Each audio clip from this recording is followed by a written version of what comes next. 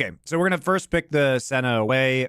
Callisto, Draven banned. You can't give these over to G2. Mount Guy also going to be banned. The Draven really does open draft, though, because now we have Ashe available. We have Varus available. Right, they're taking the Renata away. I'm not exactly sure why we're doing that. So Ashe Varus, I would think, would be the first two picks here.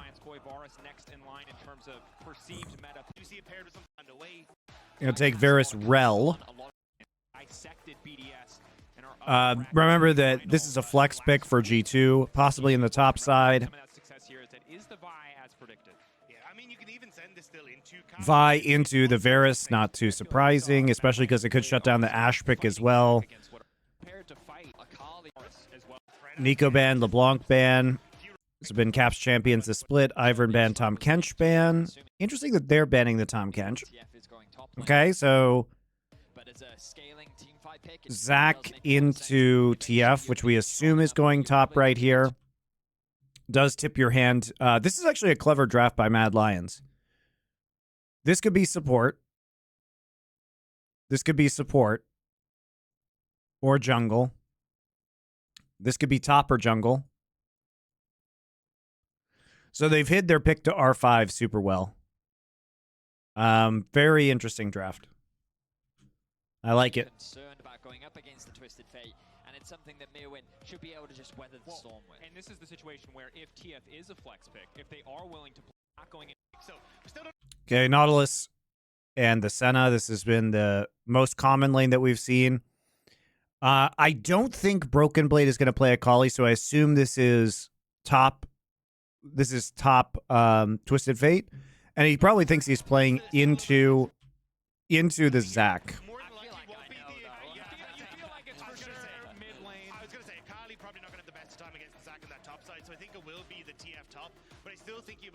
Ooh, snap, the hidden Yasuo counter pick.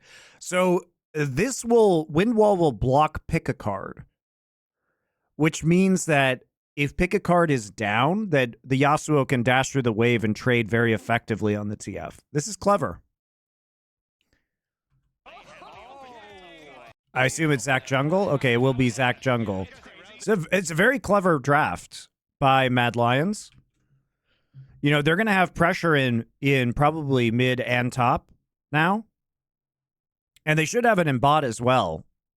So they actually have a lot of opportunities for Zac to gank lanes. Also, just in terms of Yasuo setup, like look at the Yasuo setup we have. We have Zac ult to set up Yasuo ult. We have Shockwave. We have Magnet Storm, right? There's a huge amount of like AoE knockups that Yasuo can ult off of. This is a great draft, I think. You actually get lane priority and you have synergy with your overall composition. You use R5 extremely effectively. It was historically used as a great answer in mid lane just because of how the stun card is what gives Vi can't pressure Zac early. No, Vi cannot pressure Zac early. So Zac does get to farm. Yeah, so you're right. I mean, it is a matchup where Zac is going to be able to farm pretty easily throughout the first 3 levels. And you kind of had a, you know, Vi ults are good from 3 to 5, or Vi ganks are good from 3 to 5. Obviously good after 6 when she gets her ult. But you're going to have a narrow window before Zac has Zac ult and can you know, fight you, basically. Still a great matchup into the Twisted Fate, but Akali going to have a much nicer time into the Yone up top side. Yeah, into the Yasuo, going to feel good. Mirwin's first Yasuo this year. See how well he can pilot it into this particular matchup. His first Yasuo this year. Excellent, excellent. Matchup obviously much more Yasuo favored. Pretty hard to beat a Windwall as a champion reliant on a gold card to get through a lot of exchanges. We'll see how that changes as G2 opted last second to switch up the lane matchups. Don't think MDK are going to get with anything too crazy here. Probably won't swap their laners manually, as we often see. The energy is electric here in the arena. So much support for both of these teams.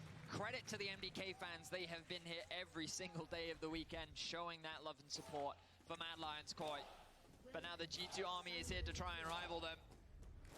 We're jumping into game 1. of this best of 5 winner finals, G2 versus Mad Lions Koi. Not only title for the winter split, but also a spot at MSI. Okay, so they are going to swap this. They are going to swap this. But it feels probably pretty bad to play. I mean, I don't think it actually changes anything, really. Like, maybe it changes the top lane matchup just a little bit. How much Mad Lions Koi can fight here. They've been put into somewhat unoptimal lane matchups by the last-minute creative flexibility of G2. Mirwin, can he come out on top in the 1v1? If he can do that in game 1, so I think the idea was that it was going to be TF top, and then G2 decided to flex the lane, so it's not quite as bad. But it's still probably going to feel pretty bad, because you can, I would assume the way this goes, you can just Ori shield yourself when pick a card comes up. Having access to make these plays is going to need to happen very quickly, and make sure that you can actually get this early lead. I saw the main broadcast went down on Twitch and YouTube, yeah. To just enact their will on the map with the amount of globals that they have. So now, though, quiet level 1. We've gotten so used to Zach top lane, we forgot that he was designed to be a jungler.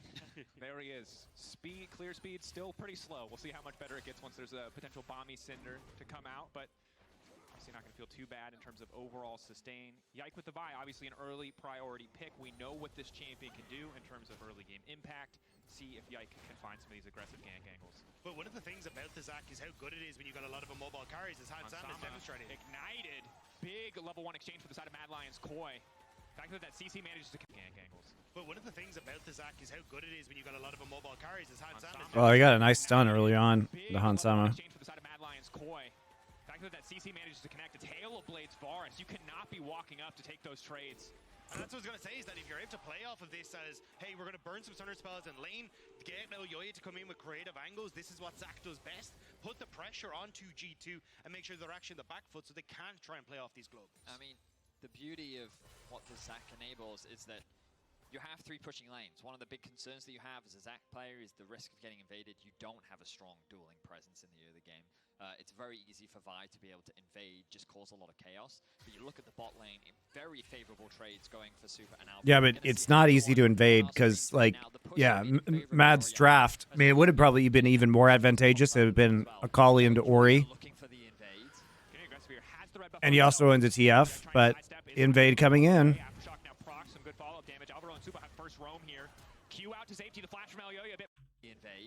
For Super and Alvaro, we're going to see him have a try off of it. We'll see how. Why are we so slow on this? To the side of Mad Lions Koi. You have 3 pushing lanes. One of the big concerns that you have as a Zac player is the risk of getting invaded. You don't have a strong dueling presence in the early game. Made in favor of the Orianna, as well as Mirwin, just cause a lot of chaos. But you look at the bot lane, in very favorable trades going for Super and Alvaro. We're going to see another one. On I love Elyoya's aggression. Like, he's been playing around lane pressure so well all split. It's a great play. Wards immediately. Smashes them together. His bot lane's already en route.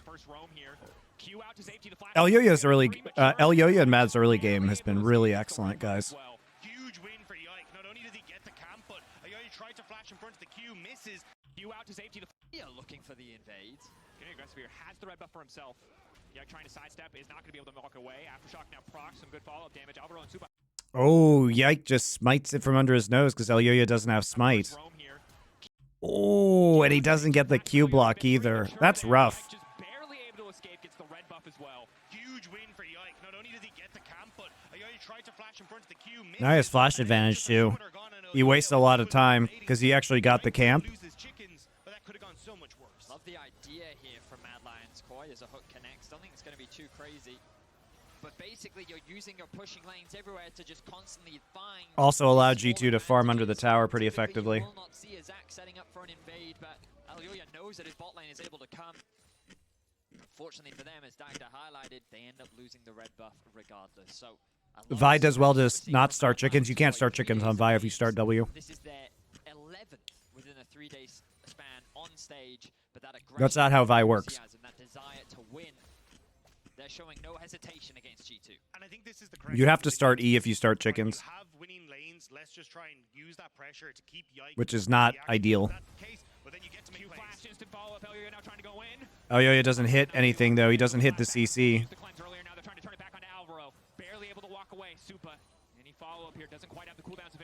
They do get Flash and Ignite out of this, though, so some work done, but Vi's able to counter jungle as a result. For free. They can't stick around. They cannot stick around. Ayoya has his passive. This is lunacy. If you don't dodge his Q, you just die.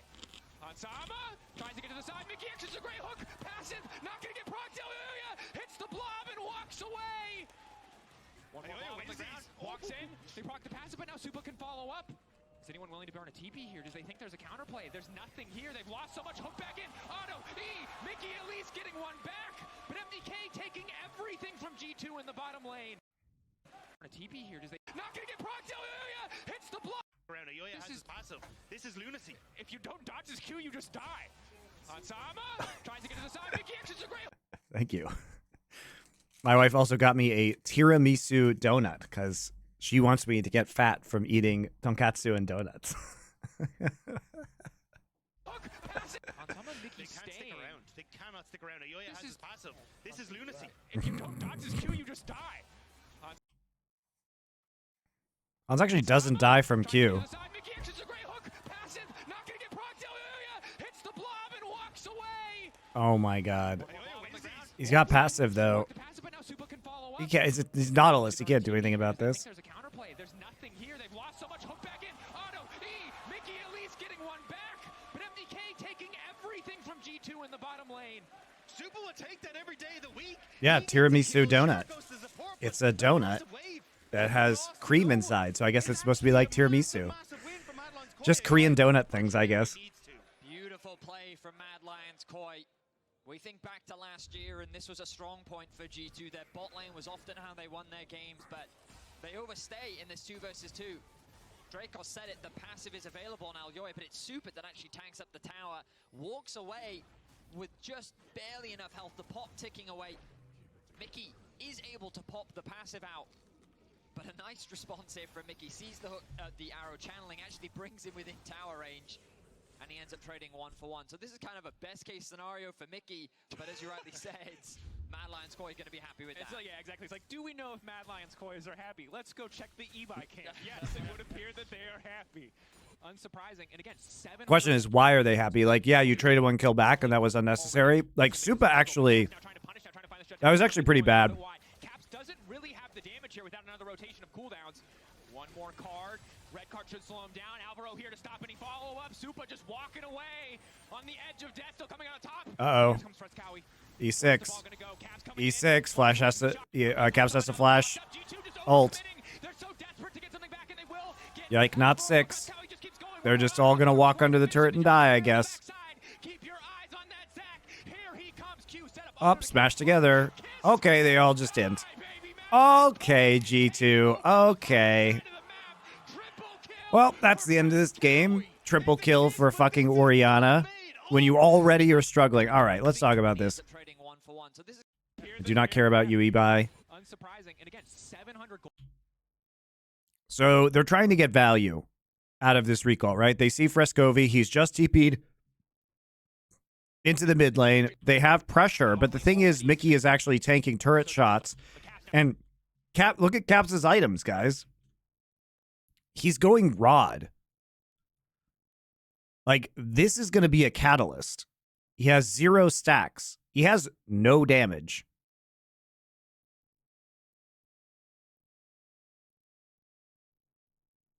No damage. So unless he has something that is going to be able to follow up on this, he simply cannot kill Supa. Right? It's a nice engage onto Caps there. And Frescovi, they know, is just in the mid lane and is coming here with his own ultimate. I mean, his ultimate like has combat value, unlike TF. Right? So Caps actually sees the animation, flashes out of it. Hansama gets sucked in because he doesn't have flash from the earlier play. Yike is not 6. Like, what an ill-advised play. It's so tragic. Like, Caps cannot do enough damage. I don't think Caps practiced TF. Why would you? You got duped by Mad Lions draft.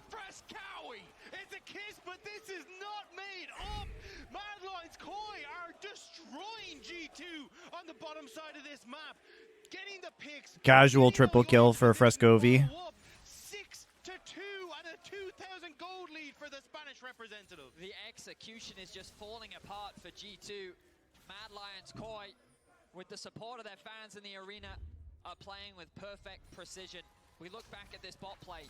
Mickey isn't able to connect the hook. Super buys enough time to create space between him and Caps, doing what damage he can on the back end as well. You know, the weird thing about this too, guys, to buy enough time for Frescowi to join the was that this was supposed to be an ADTF in this composition initially, because Caps was supposed to be playing a Kali mid. Now, why is Caps playing AP? I mean, maybe he just wants the catalyst so that he has better survivability in the laning phase. I mean, that makes sense, right?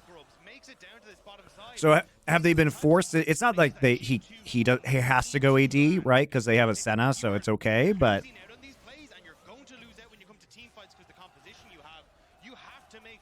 that's it, guys. The reason why that's it in this game is that the only way G2 wins, this is a pick composition.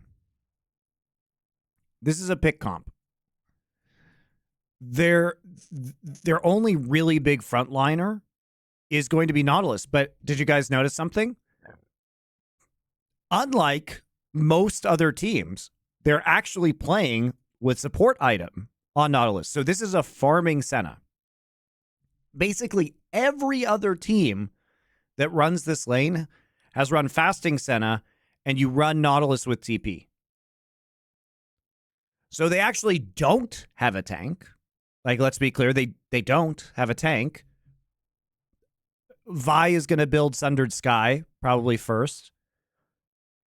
And so when your pick fails like this, when you, as the pick comp, get a player advantage, and then you give up a number of kills, now you actually just have to fight them at objectives. We haven't had a single Drake taken yet, so there's no Drake stacking that's possible. And how do you fight the Wombo? Like, the Yasuo setup is absolutely enormous. Off of Shockwave, off of Magnet Storm, off of Let's Bounce. So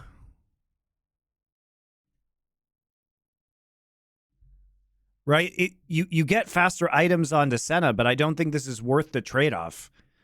Like, you need a tank here. So difficult for G2 to play this one out. I think just disrespecting a little bit in the early game how powerful the Varus was. MDK snowballing beautifully as Miro keeping the pressure up. But really, less so about who's playing support item.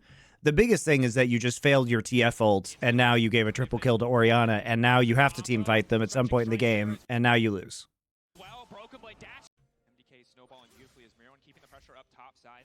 Zach jumping in, connecting on the knock. Means an instant ultimate if they want it. That's the combo. It's such a strong combo for ganks. Strikes there as well. Broken Blade dashing out, just barely able to escape. Mir went on the hunt. Don't think he's going to try to flash for that one. Credit to Broken Blade. The moment he saw the Zac, he actually used the R so that he could start the cooldown being triggered on the second half of it. He's able to get that small window where he can create enough space to get away from Mirwin. Gets a plate though. It's still totally worth here for Mad. Doesn't have flash, the hook connects. Counter punch by ult on the way in, but Frescowi's level 8. The shield is massive, and G2 just do not have the damage. Senna and Twisted Fate at this point don't have enough money. They're just not threatening enough on their own. The ultimate from Super as well, used to buy enough space between him and Mickey. Mirwin now with a 300 gold lead. He doesn't find a kill, but that's the advantage he finds in top lane. 3-0-1 for Frescowi in the mid lane. What's the benefit of running fasting Senna? Well, you have a tank. You also have a third TP, which is pretty useful. Nothing will come from that one. Good patience from Caps. Doesn't burn the heal for movement speed. I love this from Elyoya though. Like, you have so many of these lanes that are so difficult to escape away from Zach as he jumps in. So just putting the pressure down, making sure that Yike can't get in. He said in Casual stream that some of the picks they got, they didn't practice at all. I don't think that they practice TF. Just watching this game, they didn't practice TF mid at least. Stolen away, and you highlighted the constant aggression from Elyoya paired with what were already reasonably winning lanes. Accelerated, obviously, by some positive early plays as Mirror and Broken Blade continue to trade. This lane is going to get a lot harder for Yasuo once Akali has some items under her belt, most certainly. I will say now, that it's a pretty interesting skill matchup between the two. I definitely think that you can give the advantage to Akali, but there's all sorts of things that you can win more, and there's a lot of, well, skill expression available to both parties. If you win wall the shuriken flip, you feel great. When the shuriken flip comes out is, hard to say. There's a lot of dashes happening everywhere. I mean, you can also just make life annoying by using, because her Q can be blocked by the wind wall, right? So you can just keep moving in and out of the wind wall while this Akali is desperately trying to hit her Q on you. Can't proc her passive, and then so much of her damage will be lost. So Newman right now has the slight advantage. A wave is stacking towards top side, but nothing really going to come off the back of it.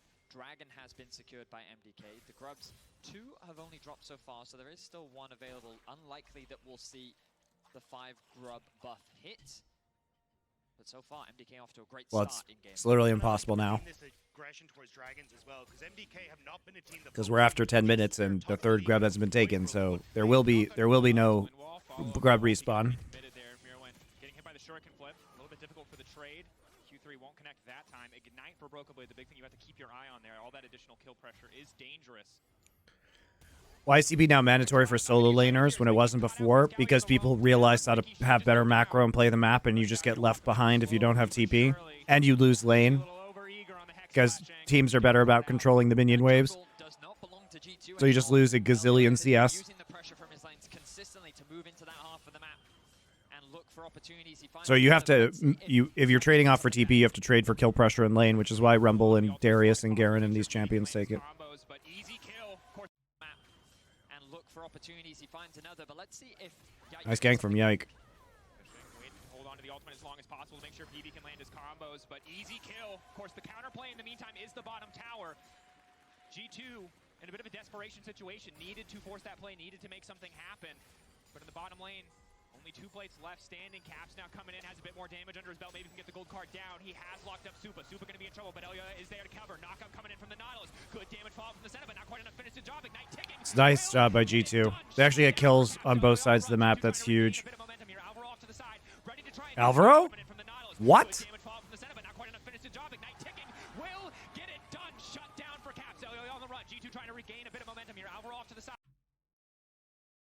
Ready to try and disengage, but just dude. And Mickey wants to keep this train rolling as he connects the hook on Elya. Frescow can be the one to try to Yike is here. Yike actually just coming out of base. Ready to try and disengage, but just completely whiffs. And Mickey wants to keep this train rolling as he connects the hook on Elya. Frescow can be the one to try to turn it back, but here comes Yike just in time. It was so good for Matt. Holy moly. But in a moment of over-aggression, oh my god. G2 actually just right back into this? G2 wanted to put their aggression. He leant topside as they were going for the dive on Yasuo, and then immediately leans that bot lane to make sure. I mean, this is a much better Caps TP, right? Because you're not overextending. At least you have some amount of damage, right?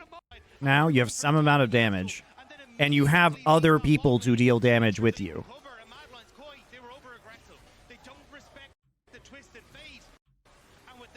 Yeah, they actually opt into this 3v3 despite having just lost in top side. Vi also has enough time to recall from the gank in top lane and then make it all the way into this bot fight, which is pretty nuts too.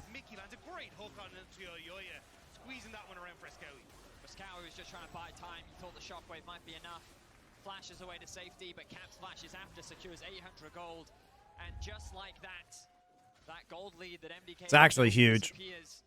I still think it's going to be rough for G2, but if Mad Lions is going to overextend against this pick composition, then it's possible. That was a really bad error. Oftentimes when you look at a game of League of Legends, you look up at the top of the screen, you look at that gold lead, but it's... If Alvaro hits Caps to Koi win that fight, no. Remember, Vi is coming. The reset timer is perfectly placed to go the shields that Hans Salmon's able to provide. There's just not enough in the tank for Mad Lions Koi to take down G2 in the bot side. You know what I mean? Like, they also have vision because they put down wards. But no way. I mean, if Caps get hit by that, it doesn't change anything.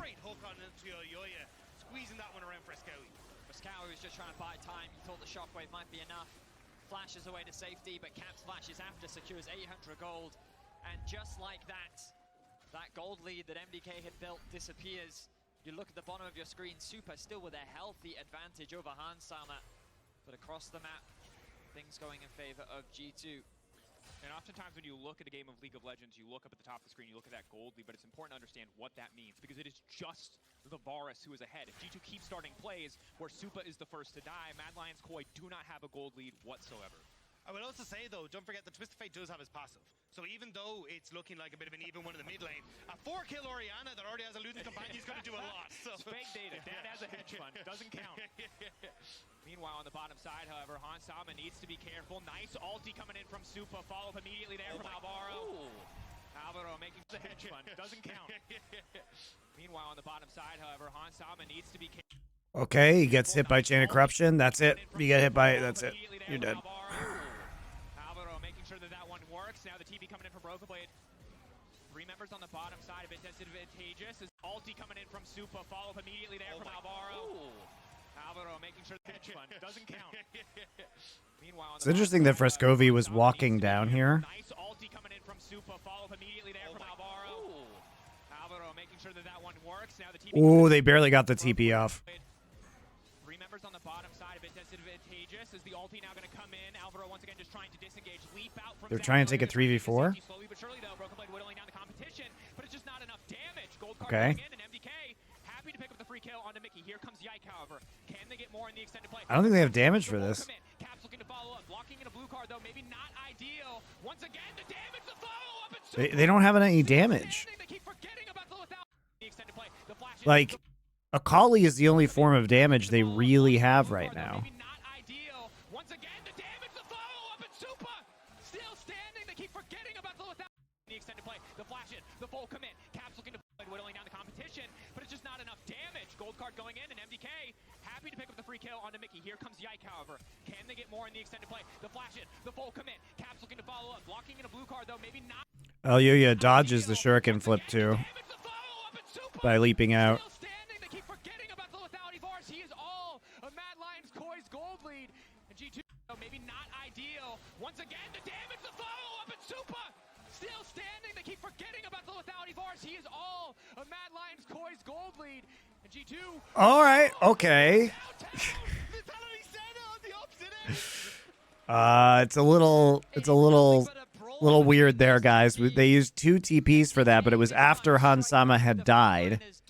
Now, Hansama should not have been that far up, but you did actually trade back for a shutdown. Still, you get an entire turret top of your Mad Lions, so definitely worth for MDK. You see him tearing G2 apart with those empowered Qs. Crazy fight going in favor of MDK. They get a tower in the top lane as well. Alvaro is a terrible rel. Yeah, I have not been impressed with this rel so far this game. G2 are trying to fight their way out of this deficit, but they can't afford to take more sloppy fights, because you saw in that one, you highlighted it. Yasuo wasn't even there. Mirwan's just farming on the top side. He's already got a blade of the Rune King. He's sitting pretty. He's the biggest benefactor of that whole exchange, and he didn't even get any kills. Yike now has to be careful. Elyoya, 3 members here. There should be no way for Yike to get out. Chain CC just about flawless from the side of MDK. So a lot of their damage burned. G2 not going to go for any follow-up this time around. They still can move into this mid lane. Rift Herald is up and available. I mean, Mirwin and Alvaro have been really good, guys. But Elyoya, he's waiting in the wings. Broken Blade. Shroud, where is it going to go? Waiting as long as possible. Ulti still connecting. Queuing into Broken Blade. He's so low. Elyoya just hits him with the unstable matter. Bit of goo to finish the job. And that's just another kill picked up for MDK. Moving around. Akali's so bad into this composition by MDK. Like, she can literally just get hit by every form of CC in Shroud. She can get hit by Zakar. She can get hit by Yasuo Tornado. She can get hit by Shockwave. She can get hit by Orianna W. She can get hit by Chains of Corruption. She can get hit by arrows from Varus. She can get hit by Rel CC. Like, it's just, it's Akali is just butt cheeks into this, honestly. Like, you can't hide. G2s that should be looking to attack side lanes, trying to find picks, trying to catch MDK off guard, but Elyoya's positioning on the map, he's just got such a great awareness. The amount of setup. Please tell me you've watched KT Clap Gen G. Yeah, those games were terrible. They're up on my VOD channel. You can go look at them. With the lead that they have more than enough damage. Here you go. 12 to 8 is the kill. Enjoy. A 3.5k goal lead, and that right there is the damage we were talking about. A level lead over Hansama for Supa. 2 items completed, the lethality build. well and It's a great truly. draft by Mad Lions. This is Like, very big credit to difficult them. for G2 to really try and play the composition, right? They have no real control over the bot side jungle. Can't really overextend his broken play because you just saw what happens. You're looking at the top side. Maybe they can look for a pick on mid though, as the lanes aren't set up for Mad Lions Koi. And slash forward. Oh, you're spotted crucially by the Destiny. Cap's gonna get the gold card off onto Supa. They just want to delete this Forest to kick off the fight. Good read from G2. Supa out of the equation, and now G2 are the favored ones. Gold card coming in from Caps. Beer1 Windwall is just barely gonna block it. Going in once again with the Yasuo ultimate. Great Q3 coming through. Windwall not available. They have to be careful on the follow-up here. Gold card locked in for Caps. It's just barely gonna connect onto Yasuo on the backside, but Elyoya looking to disengage, looking to disrupt. Beer1 is their only remaining damage. Their Q3 coming through. This game is super sloppy, guys. Maybe they can look for a pick on mid though, as Remember, what kind of comp is G2 running? A pick comp. the lanes aren't set up for Can we overextend? You know, they're trying to set this up. They're trying to set this up. I'm not sure why Orianna is in Raptor Pit. She doesn't have flash. So I guess they want to just bait this out. But there's a TF, so they can't win this.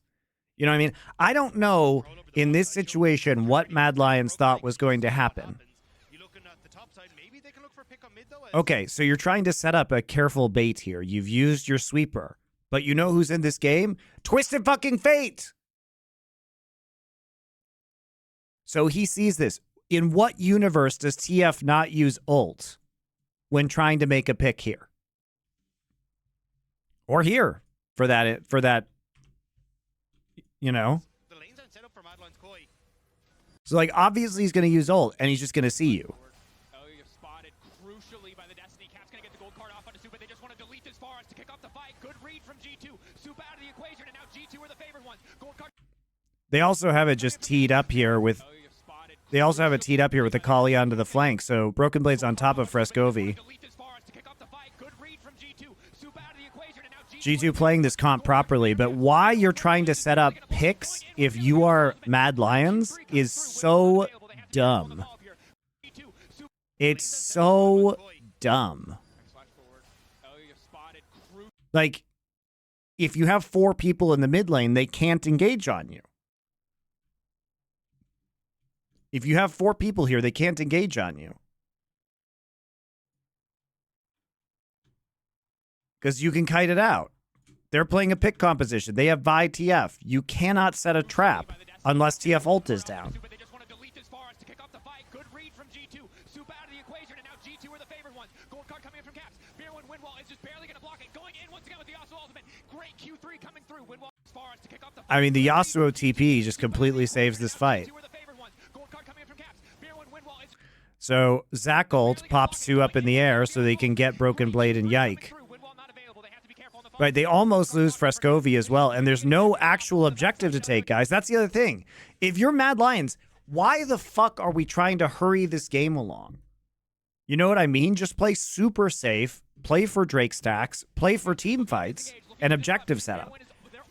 Do not give them angles so that they can get back into this game by creating picks onto you. It's so dumb. That could have gone very, very poorly. There was no pressure on side lanes for Mad Lions Koi, so G2 found that moment to reset, run in mid, and see if they could get something back. Yeah, Mirwin was also not pressed up into side lanes, so there was... Like, look at this. You're not creating any pressure. There is no tier 2 on this side. There is a tier 2, but you're far away from it. It's like the freest TF port of all time. Why are we trying to set up traps against the team that skirmishes better?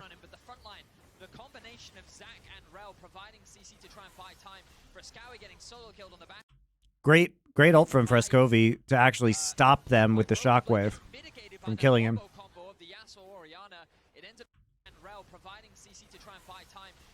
Getting solo killed on the back end by Broken Blade, gets mitigated by that wombo combo of the Yasuo Orianna. It ends up being and the Zac too. I mean, Zac was huge there. Getting solo killed on the back end by Broken Blade, gets he literally ults them. So Yasuo can ult. Mirwin being forced to flash, and Elyoya saying, you know what, I'll actually think we can turn this one around. By Broken Blade Super, everything gets thrown. Windwall was crazy there, I didn't see it. The combination of Zac and Rel providing CC to try and buy time.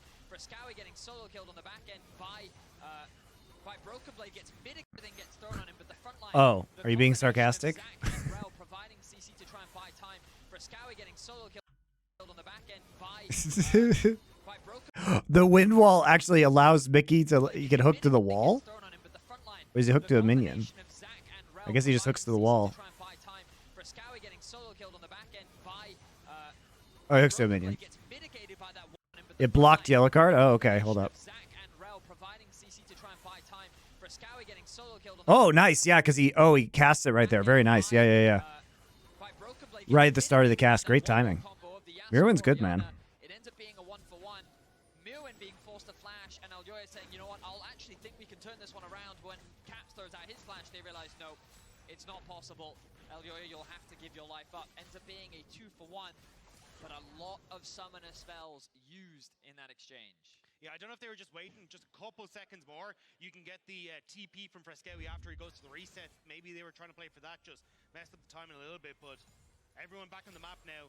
Because side lane, or top laner and mid laner didn't go down for Madeline's core, at least they're in position to try and catch some of these waves before G2 are really able to get that big a tempo advantage that they want to. But with Supa just being able to full clear these waves, they're not Alvaro a little bit, but now he's locked down. Alvaro, Root is there.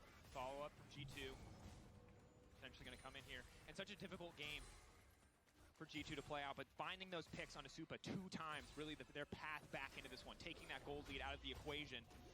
That said, it's still incredibly difficult for them to win, but they're slowly getting back into it. That's the thing. If you are Madeline's Koi and you're not finding these windows to push outside lanes, you're giving this moment to Caps, right? He disappears into Fog of War. Supa cannot step up in mid lane because it's very easy for G2 to collapse once more, find that pick. He's not running the cleanse, he's running heal. So he is that prime target. So that's why you see Madeline's Koi going, okay, cool, we need to start to set up vision. We need to try and find ways to get vision on the side of the map Caps is on, to spot as he starts to roam, to figure out where this Twisted Fate is trying to go to. Madeline's Koi still have a very powerful front to back if they can get first set up on the objectives, and they have the lead. G2, though, going to try to avoid taking those full-on 5v5s without an angle onto Supa, or one of the more vulnerable members of Madeline's Koi. You still have to respect what Elioya and Alvaro are bringing to the table, however. The long-range engage potential is lethal. You can see no one on G2 on the bottom side going to step up this time around. They have learned their lesson. Yeah, I think if you're Madeline's Koi, it's just a case of, look, play the pushing game, ping-pong these waves, wait for objective fights, because that's where you're really going to be strongest. You've a 2-item Orianna already. Like, Frescowi is huge in these fights, and he's great ball delivery system with Aljoya, Mirwin. That wombo combo is nuts. But it's just a case of trying to hold on until you can get to those positions and try and find those fights. It's going to be tricky. As we get later into the game, G2 now leveraging their Herald on the top side just for a bit of damage here. Not going to be able to grab the tower. I'm actually impressed that G2 has been able to get themselves even kind of back into this game with how big the fuck up earlier with the TF tower dive, the first TF ult was. Can be very tricky as Broken Blade gets more and more items under his belt to keep someone like Supa alive. Shielding from Frescowi will feel good, but let's see what Madeline's Koi want to do next. Dragon is spawning in 50 seconds. Mirwin likely going to push out this bot wave. Excuse me. Push out that bot wave and then give them access into this river. The contest over the mid wave is something we're going to be expecting soon. Hansama forced to catch this wave. Recalls now coming in from MDK. Similar for Yike. That gold is being spent. Items are being completed. Broken Blade, I would argue, overstaying a little bit on the top side. If he does have gold to spend, he needs to get back to base and spend it soon. And looks like he's going to do that right now. I mean, this game hasn't been very good, but okay. Just beside Broken Blade on the top side of the map. They're just trying to spot it if Yike is there. Now that they're going to spot Yike as he starts to move in towards River. Jolly Sour Bite Crawlers, nice. Leave Frescowi on that top side to just clear waves against BB without the threat of Caps TPing up, Yike going, and then they take the tier 2. Because there is always an angle where G2 just look for a trade. It's been the trademark play of G2 on going for these cross maps. So now when they see Yike, you can see Frescowi feels way more comfortable just sit under that top lane and take that wave. Mickey stepping forward, Yike behind him to clear out a little bit of vision here. Every little bit of poke Supa can get before the objective gets started does matter. Big thing though, Hansama, obviously the healing on Senna-Q, scaling with lethality pretty effectively. So at 2 items, you're already getting about 200 heal per Q. Madeline's Koi really need to be able to follow up instantly when they do find that angle to poke out someone on the back line. Dragon started up. There is absolutely no vision at all here. This is terrifying if you're any member of G2 because there's so many ways to set up for Mirwin on the engage, and that's why they're leaving Frescowi in that top side. Curious to see exactly how G2 want to respond. Caps only just leaving base, does have the destiny to get there though. TP now coming in from Frescowi. G2, is this their call to back off and simply go for top lane instead? They don't have a wave to play for, so BB's going to come in, Yike off to the side. Madeline's Koi grouped up. Mickey going to find the hook onto Supa. That's crucial. Again, the Senna ult, immediate follow-up. Caps on the back line, and Supa just deleted. Right as the fire starts, he's ticking down. Oh, terrible flash. Terrible flash. So BB's gonna come in, yike off to the side. This is what Mad Lions want, though. Gonna find the hook on the Super, but that's The hook on his Supa is just crazy, though. now coming in from Frescowi. G2, is this their call to back off and simply go for top lane instead? They don't have a wave to play for, so BB's gonna come in, yike off to the side. All right, they don't respect the Nautilus at all. Grouped up. Mickey It's like wild that Alvaro is positioned here at the Drake doing fucking no damage to it instead of just body blocking for, BB's gonna come in, yike off to you know, body blocking the Nautilus. Like, he doesn't do anything to this Drake. You're gonna find the hook on the Super. That's crucial again. The center ultimate fall. Caps on the back line and Super just deleted. Right as the fire start, he's ticking down. There you go. Terrible flash, too. Supa was talking shit about after this series. Finally fall, one final Man, he looks bad. From here when it's beautiful though. Hans now gonna be in trouble. The Dragon offering him quick access into the backside. Knockup coming through. Q3 fantastic from Mirwin, but it's a scrappy fight. Caps still untouched. Gold card now coming in. Q coming through, and Mirwin the one to start to take over again. Just clean with the knockups. Mirwin. Nice cleanup. I mean, Mad Lions has such a huge edge, and their comp has a huge edge. This is the best fight they're gonna get. Mad Lions Koi group. This is literally the best fight that G2 can get. Like, look, this is beautifully done. They have flanks from all angles. They CC Supa to start the fight. Caps is able to come in. Like, you're not playing front to back into all of their CC. So you're trying to isolate these targets, right? And they get Supa right at the start of the fight. It doesn't even really cost them that much. Right? It doesn't cost them that much in order to get Supa either. Like, cost them a TF ult, but that's okay. Like, the Senna ult goes over everybody, gets you good value. Where does Mickey's ult go? Mickey ult also goes on to Supa. That's fine. You still have Vialt. Vialt goes on to Frescovi, but Frescovi flashes, and they don't kill him. That's really huge. I wonder if you actually, you know, if you gold card Mirwin and you Vi ult, or you gold card Frescovi and you Vi ult Mirwin, if this goes better for you. There's just too much tankiness in CC.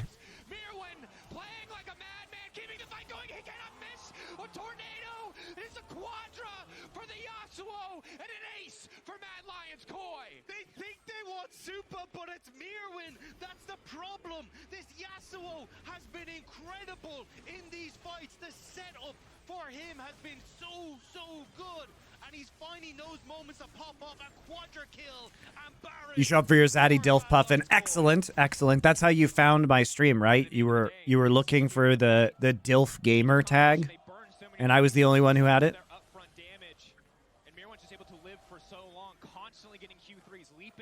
Who has no chance in the 1v1. Great decision making from him in that play, because you can see there's double knockups on several different members. Frescovi having flash up there also probably saved that fight. If they can kill Frescovi, then and turn on to the rest of the team, maybe they win that fight. Caps isn't going to provide that damage, so then we can just turn on to BB, who's going to have attempted to one-shot Supa. So great decision making mid-fight there from Mirwin. Baron going down for MDK. G2 trying to respond by locking up a dragon, slowing down the progress in the game. Mickey gonna input buffer the hook. To one-shot Supa, so great decision-making mid-fight there from Mirwin.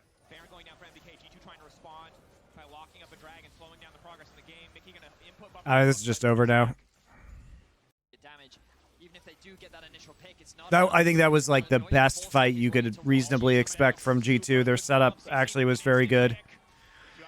G2, even when they're losing, very good at playing to their win conditions, guys. That was excellent. They're a good team. The level of confidence we're seeing from MDK. This is not what we were expecting from this team coming into this winter split. There are actually a few others with the tag. Lies. 24 minutes in, they're already knocking on the doors of the base.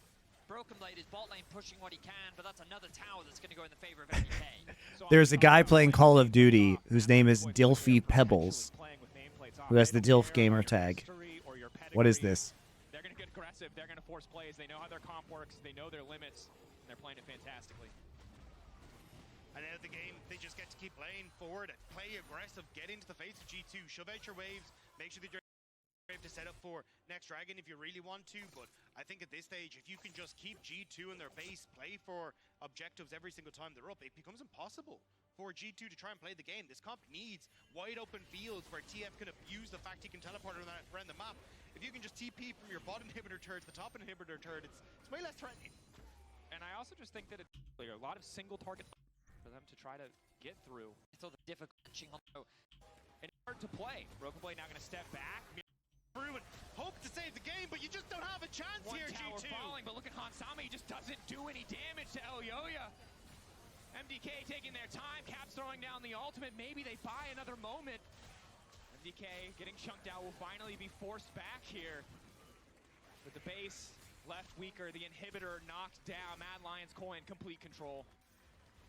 Minute 45 until Baron is up, just over a minute until Dragon's up. I think for G2, it's more of a case of, well, screw Dragon, we don't really care about a third one. We just need to try and get some sort of control on the map, some sort of gold into our back pockets. But even then, it just feels like as soon as that Baron comes up, the MDK started, and how do G2 try and contest from a position like that?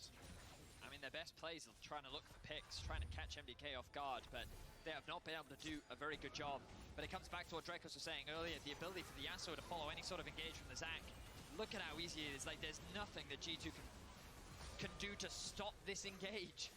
Very mid. So many teams fumble. It's so hard to stop the dive from Mad on, you know, when they have Baron. That's why it's just over.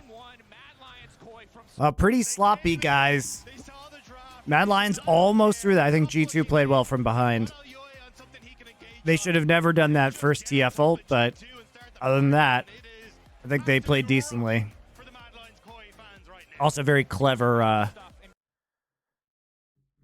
draft from Mad.